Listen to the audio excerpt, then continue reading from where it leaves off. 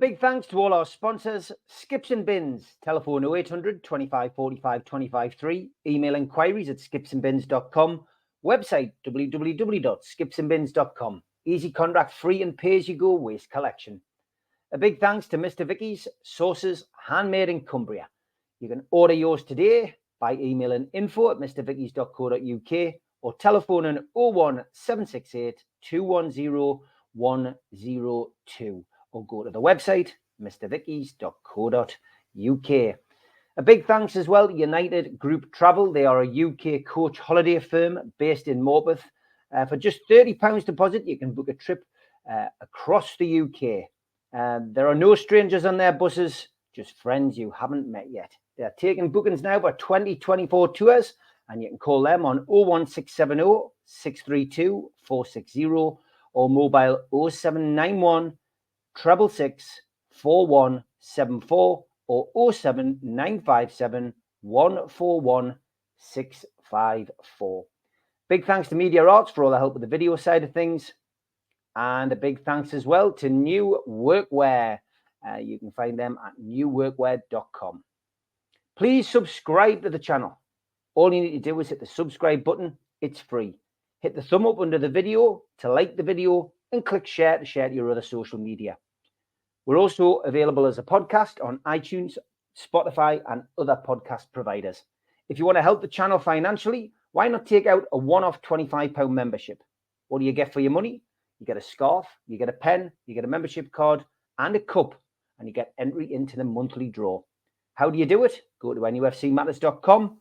If you've got a smartphone, put your smartphone over this QR code and it will take you straight there. We also support the food bank on this channel. How do we do it? We do it virtually. NUFCfansfoodbank.co.uk is the website. If you want to make a virtual donation today, go to that website and you can top up what they collect at the food bank outside the ground. We always advertise events on this channel as well. If you've got an event to advertise which has got a Newcastle United theme, please let us know. An evening with Frank Clark and John Gibson takes place at the Irish Centre. Tickets are £15. NUFCmatters.com for your tickets. The Tyne Theatre and Opera House are holding an event with Keegan, Beardsley and Waddle, the class of 84, 25th of January 2024. And you can book now 0844 249 1000. That's 0844 249 1000. If you go to NUFCmatters.com as well, we've got a couple of raffles ongoing. The Alan Shearer signed ball raffle, £1 a ticket. And the Kieran Trippier picture, £1 a ticket for that as well. And once the tickets are sold, the draw will be done. We've also got some T-shirts, which you can buy. The latest one, the latest hot seller, is this one. Geordie's on tour. I've never seen a Mackem in Milan T-shirt with all of our Champions League fixtures on the back. Get yourself to NUFCmatters.com. Buy one today. And don't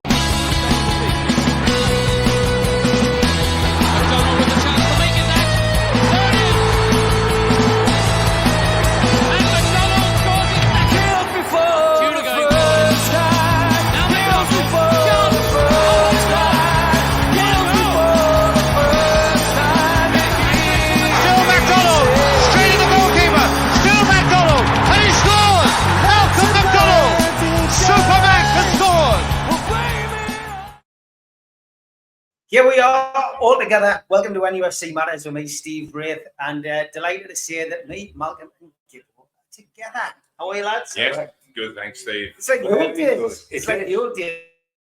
We're revalidated, as we said we would be. We're celebrating National Curry Week, and this is a pre-recorded show.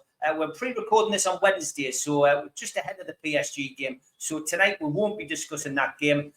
Let's hope we've won, lads, first and foremost, because it's probably the biggest game we've seen on Tyneside since Barcelona came to town over 21 years ago. Yeah. Gibbo, that game has special memories. Let's hope PSG has the same. Absolutely, we're back where we belong. We were used with playing against the heavyweights of Europe. When you look at Barcelona, you look at Inter Milan, you look at Juventus, and now we've got the new princes on the block. They only started in 1970, but they've already had a host of world-class strikers, and they've got one left, Mbappe. And it's only right that Champions League football should return to St James's with a high profile opposition, and that's been tough.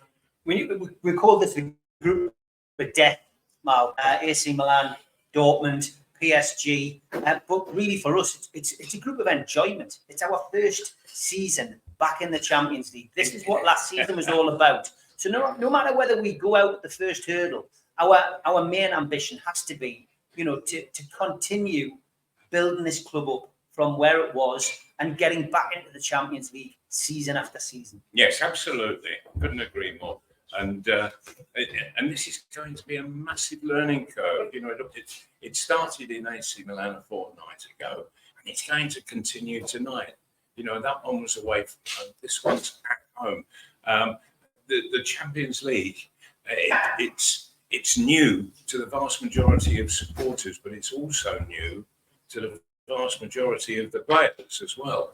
And so they're going to have to acclimatise to, because what you find with the Champions League is that what works in the Premiership might not work in the Champions League. Yeah. And so you have to adjust quickly, very, very quickly in the Champions League. You have to be very adroit in your mind and everybody aware. We will probably see Kieran Trippier. He'll be signalling like somebody operating trains, for heaven's sake, all evening, because he's a great leader, but he's got a hell of a task on tonight. Yeah. Well, obviously, it's a pre-record, so the game will have been played. We don't know what the result is. We're not going to dwell too much on PSG, but let's look back a little bit further, and let's look back at the game against Burnley, because that's our bread and butter, John. Yeah. Burnley at home, a 2-0 win for Newcastle United, and a professional performance. It wasn't pretty. It wasn't a great game. Burnley struggling at the wrong end of the table, but Newcastle did the business again and kept going and kept clean sheet. It's attractive to me if Newcastle wins. Yeah, so that's the first and foremost. And I mean, we had gone through 3 games where we lost 3 games on the match. Yeah. Now that was, we're all saying, goodness gracious, we knew this would be a tough season after last, but this tough. And then all of a sudden, out of that, we've now played 5 games. We've won 4 of them, and we've drawn the 5th. We've won 8-0 away in a Premier League round. Forget it was Sheffield United. Man City could only get it to 1 at Sheffield. We've won 8-0 away in the Premier League round. We've beaten the champions of Europe in the League Cup, Man City. And we went to AC Milan, who won the European Cup 7 times. So they've got the pedigree. And we came away with a draw. We've had 5 clean sheets. Yeah. So that is terrific. Now we go down to West Ham on the back of what we did against Burnley, and you therefore go with confidence. And that confidence has come flooding back, because the only thing that produces confidence is results. We were playing catch up in the Premier League, having lost 3. We've now won 3. So we're starting again with a clean sheet to bounce back and carry on from there. And West Ham is the start of that. But Burnley was predictable for me. I thought they would be quite attractive. They want to play football. The company wants them to play football. But you know what? You can play as much football as you like. If you haven't got a centre forward, And score a goal for if you haven't got a centre forward, the skinned us twice in the first 4 minutes. Nobody was in the 6-yard box for what could have been a tap-in. And you know what? I just sat there and I said, we win. Yeah. I'm not bothered about the fact that they can't grow. We win. Because if they don't take those chances, there's not going to be many more coming in the weren't. And to be truthful, we could have won by a lot more. 2-0 was comfortable. It was good. There was a superb goal from Pablo.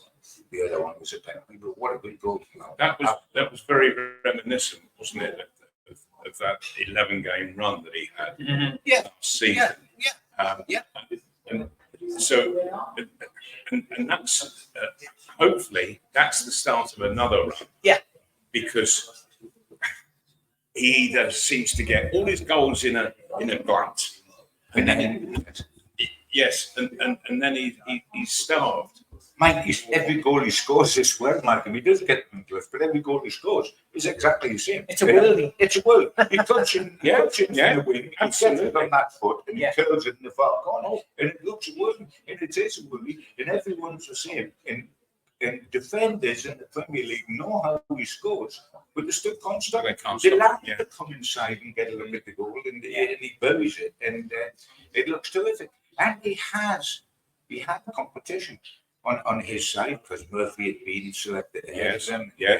On the other side, Gordon has just been class. Gordon has been absolutely class. And they had Harvey Barnes. We've had a lot of good wide players. Yes, injuries have taken a toll, but it's nice, therefore, to see maybe hopefully under some sort of form because we need that because we're now running into a little patch of injuries as well, which makes life that much more difficult. You can't spread the load too much. It weakens your bench, and that's going to be this situation going to West Ham. We're going to be in the same situation there. So it's fascinating. But I tell you what, it's terrific. It might be fascinating, but I actually don't know who's bottom of the league. You know, that is the only know who's bottom of the league because we get all I'm looking up at the top of that list where I used to be in the down at the bottom looking at it. It's a wonderful old life at the top. Yes, very refreshing up here. The Isak, we often talked last season about Isak Wilson, Isak, who's the best striker, who's going to play, can they play together? With Isak, to be honest, is a different level. They're slightly different types of strikers, but completely different. they can both take a penalty, and Mm. neither of them get flustered when they're asked to take that run and put the ball down. Another little bit of kidology there. Trippier was busy talking to the bench, and we had Bruno pick the ball up. I don't know whether you noticed. Yeah, Bruno had the I ball. did. He was putting it, getting ready as if he was going to take the penalty, and right in the last second, he handed the ball to Isak, and Isak stroked it into the bottom of the net. Fantastic to see. But again, Malcolm, clean sheet. Clean sheet, which is what we based our season on last year. Keeping it a clean sheet. Very much so. Yes, we did, and we looked compact and secure, even without Botman. Yeah. In all honesty, I have to say that I think Sales is doing absolutely terrific. When you think what a bad player he looked under Steve Bruce, now he's looking at a real stylish player, even for a centre half. A lot look bad players under Steve Bruce, did you? Yeah. Well, let's put it the other way and give the credit where it deserves. A lot look better players under Eddie Howe and his coach. Yes. And his coach. And you know what's amazing, guys, about getting all those clean sheets? If you don't just take the Premier League, but they run it in clean sheets, which we had a completely new back four against Manchester City and get the clean sheet. Yes. He changed the whole back four. Yes. Pope was still in goal, but the whole back four. I still don't think enough is being made. Just how many changes there were. It was literally reserve side. Oh, the 10 outfield when players were you totally think the Man City, they can make all the changes they like, but they've got the two first teams. Yeah. And you pretty much need that. If you're going to win the Champions League like they did last season, you need that strength in numbers. Yeah. Whereas we haven't got that yet. We're a long way from it.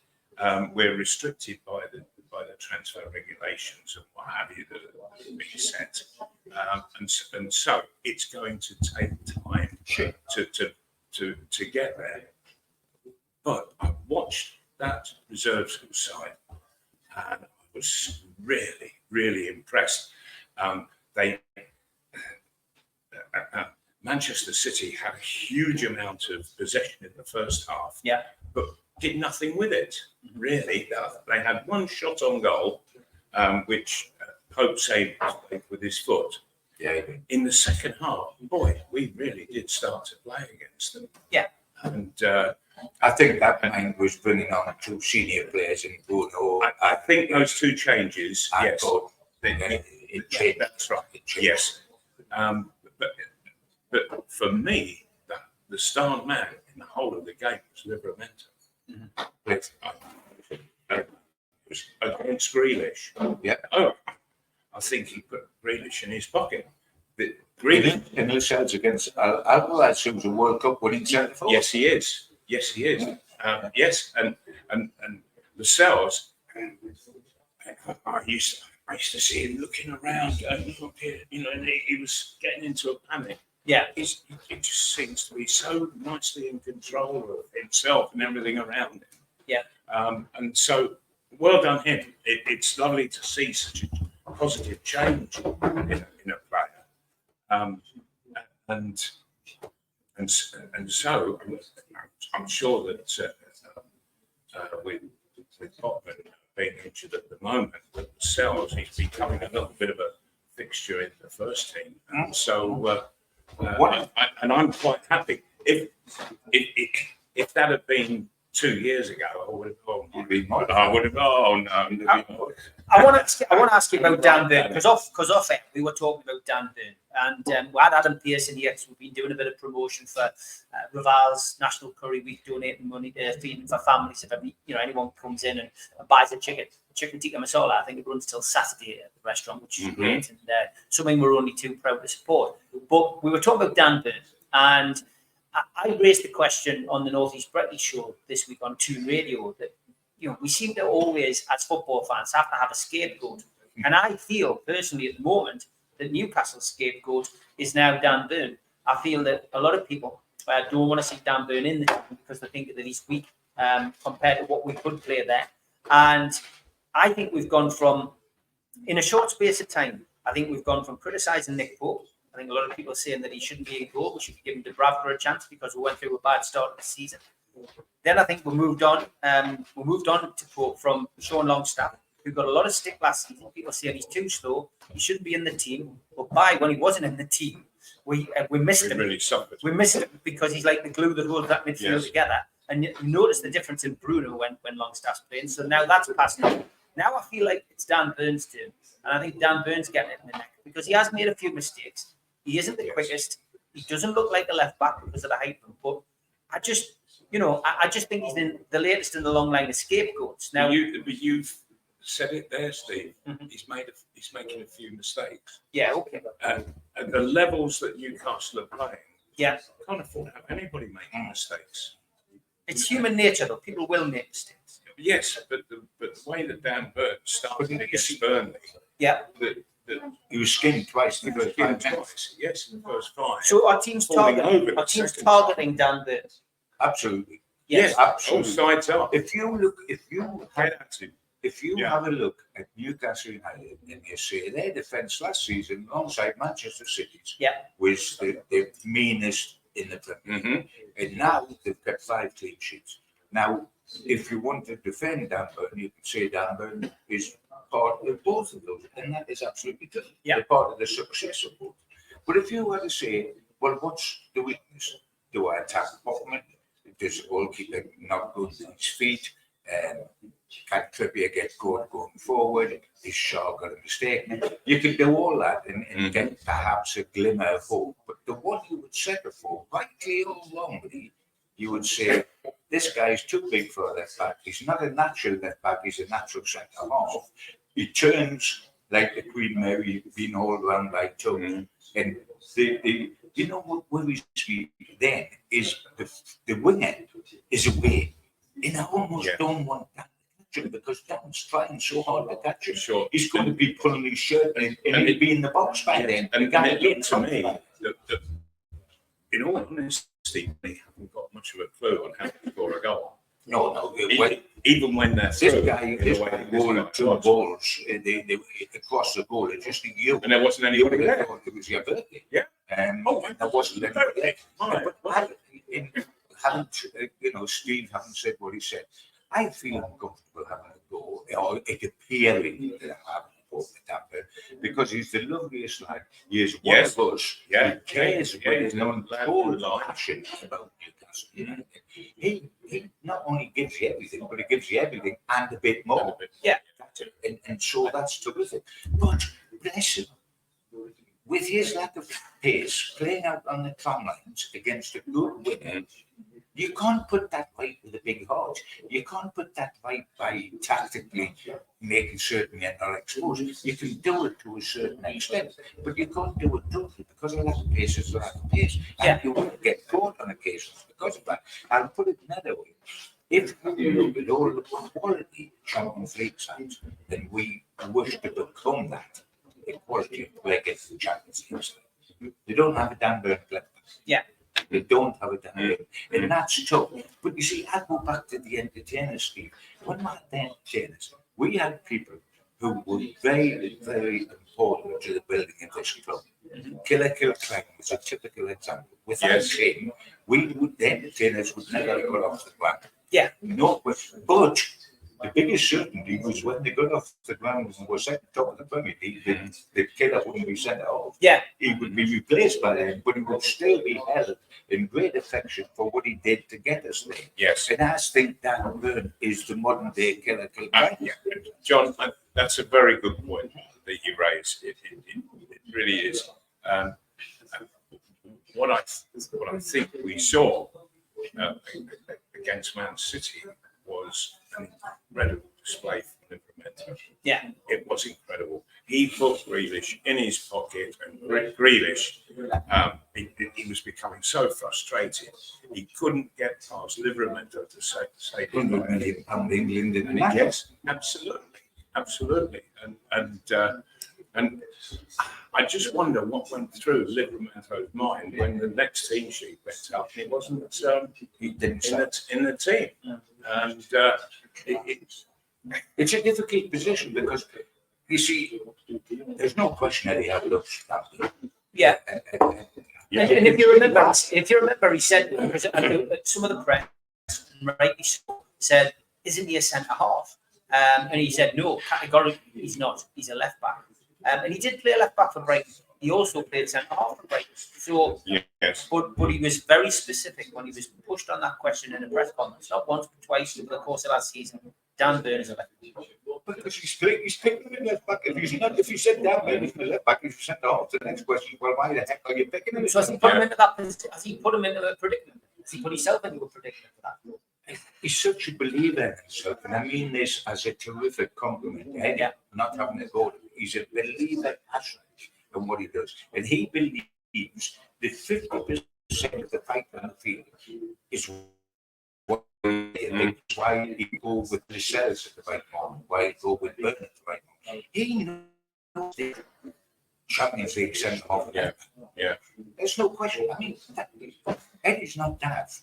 He's very shrewd. But he knows he'll give you what perhaps he thinks Charlie won't give you. Burn will. He will never let you down for lack of class or lack of giving you everything he can. But you look at it the other way. Why is he bought Paul? Because long-term Paul's going to be there. How far that's in advance, Liverpool going to be the right back, but it's going to take a long time to wait. Season long loan for Hall was bought Livramento. So Livramento was a natural replacement. Paul's committed to be paid. The idea of the season long loan is that he plays. It's to get round the money. You don't have to pay it now, they can pay it in the next financial year. So that's why they've got him on a season long loan. But they've got a commitment to buy. They haven't got an option. Yeah, they've got a commitment to buy. Yeah. Yes. But Hall, he is a left back. Yes. And seeing him play left side of midfield, he played three different positions. He had to play centre mid, left back. It wasn't a great debut for him because he was asked to do three different jobs. It was quite difficult against the best team in the world. As a kid, he was left-sided midfielder at Chelsea, which is why they felt he could play there. Yes. But having said that, him and Miley standing next to each other, it was a cruel game because it's too much for kids, teenage kids. We got away with it. We got away with it. We no doubt about it. Miley was, probably I don't think it was overawed. I just think, as you say, those two playing together was a bit too much. But I tell you what, they'll both be superstars. They will be, yeah. No doubt about that. There's call, and you know, and we don't know because we're pre-recording this show what the team was for PSG. But you know, there has been talk at some point this season of potentially moving Trippier from right back to left back because he's played there for England, yes, and potentially given Livermore that role on the right hand side.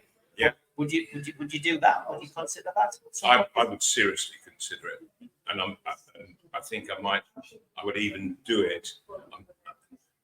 If he can take Grealish on in the way that he did, then I think that he can take anything on. Yeah. John? Yeah, I can see why you would do it, and I would be very tempted to do it. What's disturbing me a little bit more, Steve, is that the future left back for me is definitely home. Yes. Yes. Now, what's holding him all back is that he had no pre-season with Chelsea. He didn't play any games. No. And since he signed for us, he's played one half against Man City, and he got about 3 minutes as a sub. And Eddie has explained that he's not up to Newcastle United pace, you know, for the way we play with the intensity, etc., because he hasn't played. Now, if he's not playing for the reserves, and he's not getting moments in the first team, when's he going to be up to pace? Yeah. And how is he going to get up to pace? Now, I wouldn't have put him in for Paris Saint-Germain as his debut, but in the Champions, because it's a nonsense. But you know, you don't see why he can't be played at, say, West Ham or Crystal Palace, which is the next two games, if the occasion arises to get games. It's interesting, isn't it? Because the biggest tribute you can pay to that is that Newcastle have got 3 orthodox left backs in Paul, Dummett, and Tyne. Yes. That he's keeping up the team when he's not a left back by nature. Yeah. You know, so that says a lot. What Eddie thinks of it. But Eddie is, I think, loyalist to a certain extent to the world. Once he believes in it, he believes in it. And it takes a monumental clap from the stop believing in the end to put him out the side. He will stick religiously with players that he believes in. And we know lots of players he believes in, and he believes in quite rightly in Callum Wilson, despite all his injuries, because he thinks he's terrific rounded wrestler. He's got a passion to be a winner, and that he can finish. And therefore, people like him will always be an important part of the Newcastle United squad and Eddie. And I think that that Isaac suits that situation in as much that he will give you an hour. Yeah. And then on comes a brilliant goal scorer. Yeah. And always likely to go nicking you something. Yeah. Alan Neary, who was the guy who owns the wonderful sponsor that we've got, our Mr. Vicky's Hot Sauces. Yeah. He asked a question, which I missed last week, but I'm going to ask you now. Is this team the best team that we've had since the Premier League came around? Ooh, that's a good question, wasn't it? No, because then the Taylors played the Premier League. The Taylors finished second top of the Premier League 2 successive seasons. Yeah. Now, if we don't, really could have won it. Auto won the first time. Should have won it. Yeah. I think it would be an insult to those lads to say this side is good as that. Yeah. I think it's got the potential to be as good as that, and it's got the potential to be better than that. I think there's more work. Yes. Time. But I don't think they're as good as the Entertainers. And perhaps another 3 or 4 players can. By the way, Bobby Robson, the last time we were in Europe, and we were in Europe last night, the last time we were in Europe, Bobby Robson, it was quite unique, the Champions League, last time we had the Champions League. That season, they had 2 group stages, not one group stage, 2 group stages. We actually had to play a qualifier before we got the first group stage. We played that and qualified for the second group. We played that season 14 Champions League games. 14, and still finished third. Yes. You know, say, oh, too much of a load. Europe, it kills teams. Finished. We finished third. He played 40, and he didn't spread loads. He played his first game. Now, we aren't quite as good as that team. Never mind that the Keegan side, they finished second. Yeah. But we're darn close, and we've made such rapid strides. I've got no reason to think we're going to be better than them. No. But honestly, then we're not quite. Not quite. Yes. It would be insulting to those boys. It'd be insulting to those boys. Just dismiss them like that. Yeah. Say, no, wait, this is bad. They were terrific. They're on the right road, lads. They're on the right road. We had another question which was sent in, and this was from NUFC Yoda on Twitter. And he just wanted to know, he said Eddie Howe has said a couple of times this season in post-match interviews and press conferences that he thinks we lack a bit of belief against top opposition. So he just wants to know, do we think that's the case? He said, and why do you think, given Eddie doesn't say too much publicly, that he's choosing to speak out publicly about it? It's an interesting one. I think I could probably point to the Carabao Cup final where, you know, we lost 2-0. But that goal at Manchester United goal, the first goal killed us. We never really recovered from that. Mm-hmm.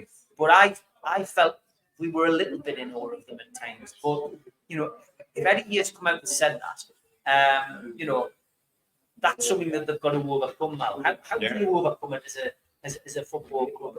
Is it just by playing and winning those games like we did against Man City the other night?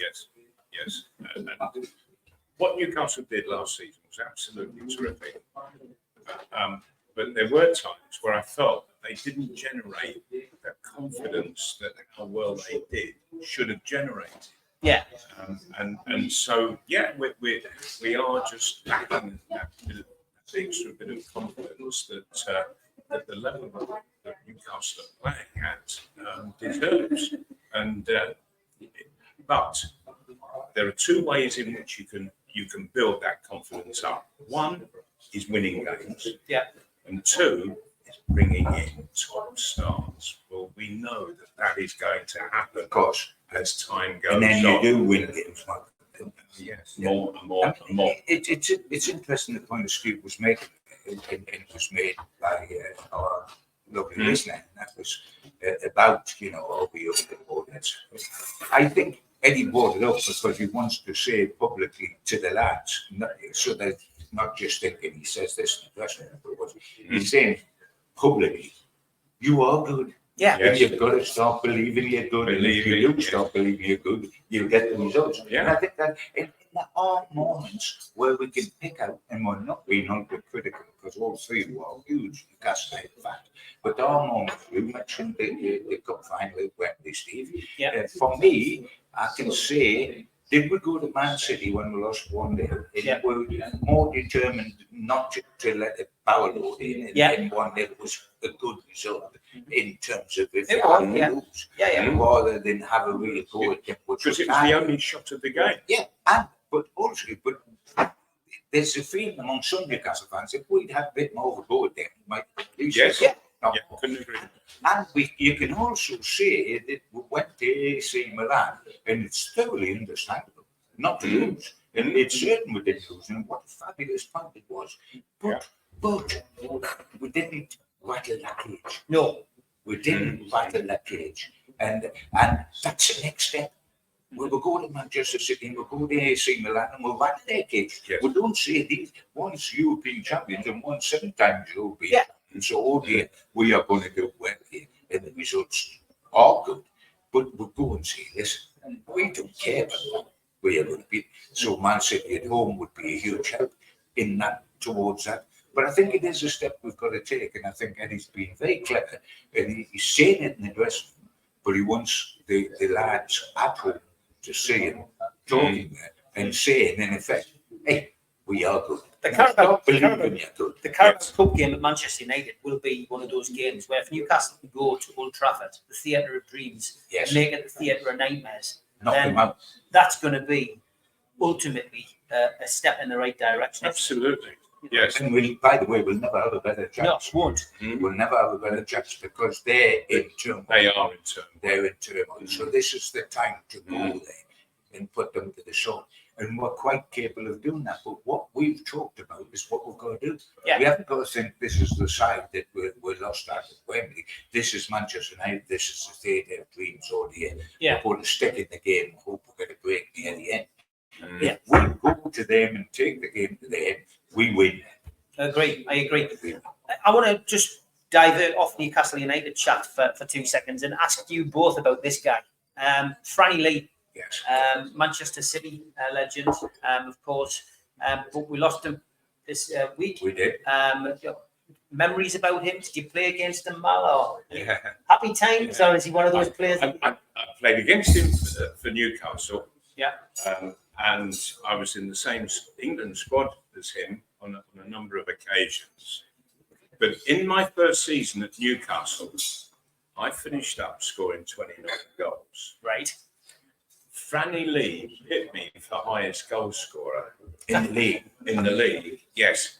But he had Mike Summerby diving for it. He had Rodney Marsh, And he was the best guy And he since Tom Daly. and he hit me on goals, but 17 of them were penalties. His nickname was Lee One Pen. That's right.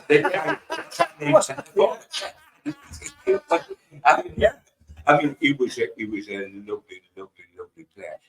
Yes, he was. Didn't And look he to was have hard the as big- nails as well. Didn't look to have the big. You thought he was Charlie Blake. Now look at him. One of Charlie Blake is, but he had the blonde hair, small, squat. But I remember when I was first covering Newcastle, 1968, 67 to 68 season, which is the season we qualified for the FaZe Cup. We won it the next season, the FaZe Cup. They came on the last game of the season, the St James's Park, Manchester City, with Lee, with Summerby, with Doyle, with Book, the fullback, the lot. They come up, and we had Willie McFord and John Craig and all that. And it was Newcastle United 3, Manchester City 4, and those points give them the league title. Wow. Yeah. They won the league title at St James's Park. And what a good player he was. Yeah, yes, he But was. honestly, I've got to say, the best tiger since Yeah. It's a wonder that people didn't hold up cards. 9.9. And by the way, whatever you do, when you're asking these questions and we're paying a tribute to a wonderful footballer who's just died, so bless him, all our thoughts are with his family and all our thoughts are with lovely moments with him. Yeah. But don't ask Frank Clark about him because he was his chairman when Frank Clark was match. And And City. he doesn't have too many lovely words to say No, about his chairman at But that time. Franny Lee, he was a real hard-nosed businessman. Oh, he become millionaire. Yes, he made that when he was a player, he and his brother had a factory going, turning all waste cardboard and paper into toilet rolls. That's right. Yeah. Yeah, and going back to that first season of Bayern at Newcastle, at the end of it, so Franny Lee has picked me For top scorer. for top goal scorer with all those penalties. So I took my family on holiday to Greece, and one day we were walking through Athens, and who should I bump into? Franny Lee. Did he dive underneath you? Lee One Pen. He won a pen. Yeah, With, and I said, of all the people in the world that I have to meet on holiday, I said, I didn't think it was. of course, in those days, you also didn't get booked for that. No, that's right. They got a penalty or just play off. It was left entirely to the referee to decide was it a dive, was it not. He was a wonderful player. He went Oh, yeah. It was superb then. Having said that, when he took over, it just shows that you can't necessarily transfer to another job in football and be a huge success. He went from, and is still elected at Man City, but he went into the board. And if you look at just the results of his time in the board, bless it, it was an unmitigated disaster. They were on the verge of being relegated to the third division under his time. That's right. Yeah, That's right. And I've always talked to Dan Stewart, who was about Man City at the time, and Franny Clark, who wasn't appointed manager by Franny, but they inherited Franny. Yes. And it wasn't the nicest time in the Franks. No, it certainly wasn't. No, definitely not. Okay, we'll move back into Newcastle United, and just want to focus on the West Ham game now. We've got coming up this weekend. We've got another international break coming, so this is going to be our last game for a couple of weeks. West Ham away. In the past we've had some nightmare scenarios there, John. I mean, you and I probably remember the 8-1 when Peter Beardsley and Chris Hedworth ended up in goal after Mark Thomas. Like 3 goalkeepers, didn't they? Yeah, and we lost. Nothing could save the ball. You should have played all 3 goals at the same time. But we've had some good days down there recently. Callum Wilson loves playing against West Ham as well. So from our perspective, this really isn't a game to be feared. But before we concentrate on the game, it's back to our bread and butter, John. Yes, it it's is. Back to the league, and we must never lose sight of that, Steve. No, and Eddie Howe hasn't, because he was asked in a press conference prior to the Champions League about focusing on this, and he said, "Yeah, you've got to focus on one game at a time. This is what we're doing. We're focusing on PSG, but then we'll focus on West Ham." But he doesn't lose sight of that, does he? No, that's the difference. And you mustn't, because at the end of the day, unless you win the Champions League, and I don't think we're expecting to win it this season, unless you win the Champions League, you only get back in it through your Premier League results. Yeah, so if you sweep them under the carpet and say, Burnley, and we have AC Milan before, and then Paris Saint-Germain. What's Burnley, man? Yes, it does. Yeah. And by the way, the next 2 games, which is West Ham and Crystal Palace, you believe your cotton socks, they are important to our future. And it's interesting because to a great extent, Steve, I think this is a clash on Sunday between 2 European outsiders who have made their mark, because they won the European Conference League winners. Yeah. They won the first trophy for Yonks. Is nearly as long as we were without a trophy. They won a trophy, and we made the Champions League. So we have battled the European cages for the first time in quite a while. And we're playing each other. There's 1 point between us at the moment because they're 1 point better off than us. And what's fascinating is when you lose your greatest player, and we've been worried about losing Bruno, and you think you're finished. Yeah. They're proving us right without twice. Yes. They're flying. They're getting terrific results. And they've sold their best player, their skipper, their talisman, and lifted the trophy. Terrific player. Sold them to Arsenal. But they're surviving. Yeah. And Jared Bowen's doing a terrific job and scoring a pile of goals. They got Ward Prowse in. We looked at it. We looked at Madison. We looked at Ward Prowse. We set on Tonali and fine. It's all a matter of opinion. But Ward Prowse has done great for them. Yes, and Gordon. Sorry, not so. When we were looking at midfielders this summer, we looked at Madison, we looked at Madison and Ward Prowse and Tonali. That's and right. Beside there on Tonali, Ward Prowse went to West Ham and Madison's gone to Swindon. So it's very interesting to see Ward Prowse play. Do we get free kick specialist? Good player. But West Ham have proved there's life beyond a single player. Yes. No one player is bigger than the club. Absolutely spot on. And shouldn't be, Steve. That's the way it should be. Yeah. And I'm not suggesting for what I'm saying that I'm indifferent to whether book goes, because I'm not. He's a quality player. I wanted to keep all my quality player.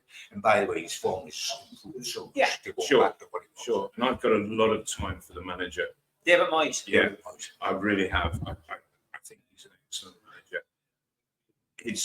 I really feel that his career was blighted by the fact he took Man United. I knew you were going to say that.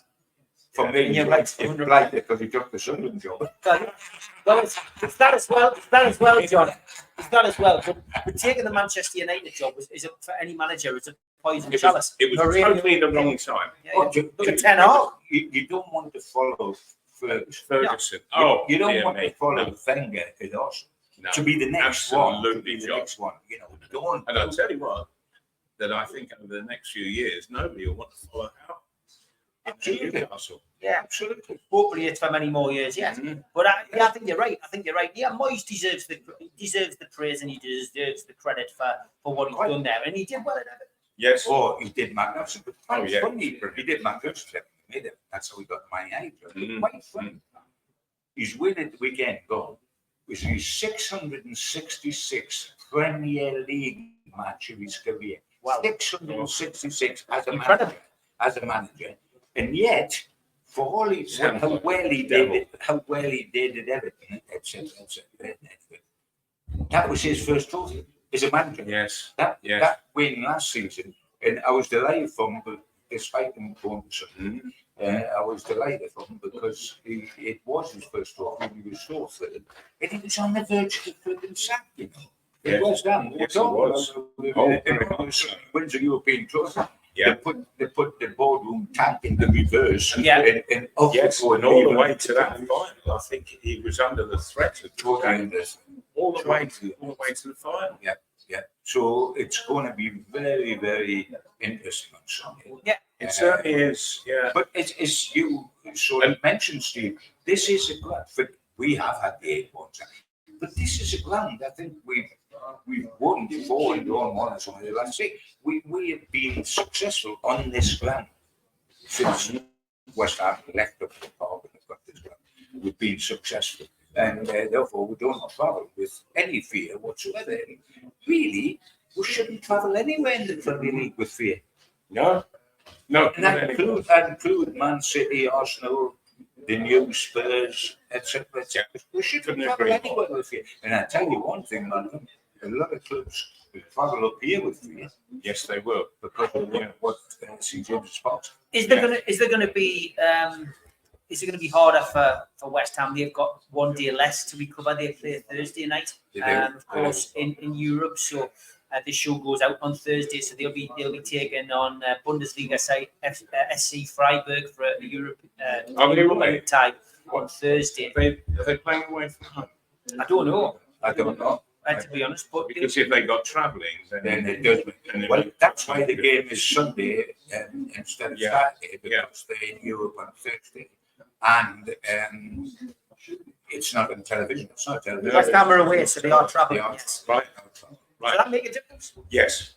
Yeah. Travelling is very tiring on leg muscles. I think mentally it'll be difficult for Newcastle because they'll have been up so high for the Champions League return to St James's Park and facing who they're facing with Paris Saint-Germain. Mentally, it'll have been an exhausting night Wednesday night. Yes. And they've got lesser opposition than we've. Yeah, there's no doubt. But as you say, Malcolm, the thing that makes a difference is the travelling. Had to been at home, it would have been a different ball. Travelling with the travels. Yeah. And by the way, it makes it heavy leg. I hope they're all exhausted. No heavy leg, Malcolm. I'm a bit like that. Me, when they're playing Newcastle, I hope they're absolutely. I hope they all go to sleep in the second half, and Isaac and Wilson get 2 apiece. So getting back to the fullbacks and the youngsters. We've talked about Hall, we've talked about Livramento. Obviously, we'll have had this big game against PSG. We don't know what injuries and may have come about. We know we're not going to have Anthony Gordon at the weekend. That's a big blow because his form seems to be Burnley. He racked up his 5th yellow card against Burnley, so he's now got that out of the way. So we know we're going to be without him. One would imagine you probably will have Joe Linton coming back in at the weekend. He was close to the PSG game. Again, we don't know whether he was playing or not. But for me personally, is it a chance to bring in maybe Livramento, maybe Hall, give them an opportunity to play this weekend, rotation and all that? Yeah. Having seen Livramento play against Manchester City, take on Grealish and put him in his pocket. Yeah. I think Livramento's ready to go in anytime. I really do. Either full back or right midfield. Yeah. You know what's going to be interesting for me, and as you said, Steve, we don't know the injury situation except going into this match. But we will knee deep in the left winger, using old-fashioned words. Yeah. We got rid of Maxi because we're good. Yeah. Gordon has been in the form of his life. He's in England. Yes. But he's not available at West Ham. Harvey Barnes is not available at He's West Ham. not available. No. Maxi's gone. So who have you got to play outside left? You've got Joe Linton if he's fit. You've got Elliot Anderson, but then you've got to bring Tonali into midfield to allow Anderson. Okay, but how about John playing a left-footed player on the left wing? Yeah, and And I don't think he will, but I follow your way of thinking. Follow your logic. You could play Livramento wide right. As he plays wing, he can play as By the way, the other one that you could select from three if Callum Wilson is fit. Because you could play Isaac on the left, you could play Joe Link on the left, or you could play Anderson. So you could have three. But I'm not so sure about Anderson at the moment. he did that last season. Played left He's wing. got a great engine, Mal. He's got a great engine in box to box. Oh yes, And he yes, gets yes. stuck in. Yeah, I prefer to see him though. In the middle. Getting stuck in the middle, Yeah. But I mean, I prefer to see Joe Linton in the middle. I prefer to see Anderson in the middle. I prefer to see Isaac centre forward. But one of them might have to play outside left, and they can. Yeah. They can. Because if those three don't, and Barnes doesn't, and Gordon doesn't, who the heck does? Sure. It's interesting. It's going to be fast. Yeah, it is. It is, but you know, coming off the back of Paris Saint-Germain, going playing down in London against West Ham, they should be always close. Yeah, they should be. Newcastle players. He can play dumb at left back and Dan Burn left wing. Full of- I mean, I think he's a left winger. Well, I think he's a goalkeeper.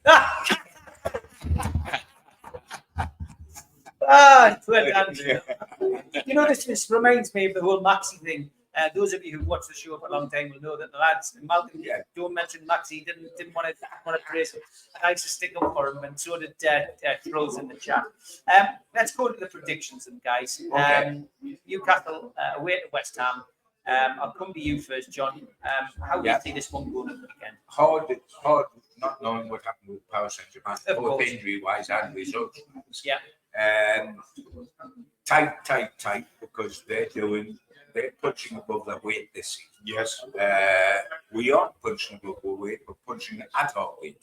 I think that we won't lose, and I can see us sneaking it 2-1. Not keeping a clean sheet, but I would sacrifice a clean sheet for a 2-1 victory, then have a clean sheet and it's not.